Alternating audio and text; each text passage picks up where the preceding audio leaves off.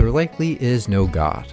Here's why. Why don't we see any actual miracles anymore in the public eye? Right? Why doesn't God show himself to people anymore like he used to, like what the Bible says? Most claims to miracles today are like these medical mysteries where this person unexpectedly makes a fast recovery, right?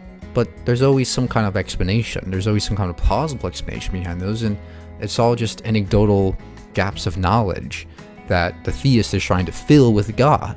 Yeah, like the last video I posted, this argument assumes that if God only gave us more evidence, in this case more obvious miracles, then everyone would believe in him. But that's obviously untrue. You don't even need the Bible for that. Just look to modern psychological research, and it tells you all sorts of things that go into the formation of human beliefs beyond just plain evidence. See my last video for more on that. But this argument also paints a just plain false picture about what God was doing in the Bible. Mr. Burgandy makes it sound like God was just dropping huge miracles left and right back then, so why can't he do that for us today? But is that really what the Bible describes? Not by a long shot. In reality, biblical miracles are clustered around just a few relatively brief periods of time. The time of Moses and the Exodus, the ministries of Elijah and Elisha, and the ministry of Jesus and the apostles. Between these periods were centuries in which there are zero spectacular miracles reported. For example, between Malachi and John the Baptist, there are roughly 400 years without any recorded prophetic miracles. The reason for this, if you fairly read the Bible, is pretty obvious. God didn't do miracles just for the sake of doing miracles. Every miracle recorded in the Bible had a very specific purpose, and only rarely, although not never, was that purpose to show that God exists. Usually, they were designated to authenticate God's messengers and reveal his saving work.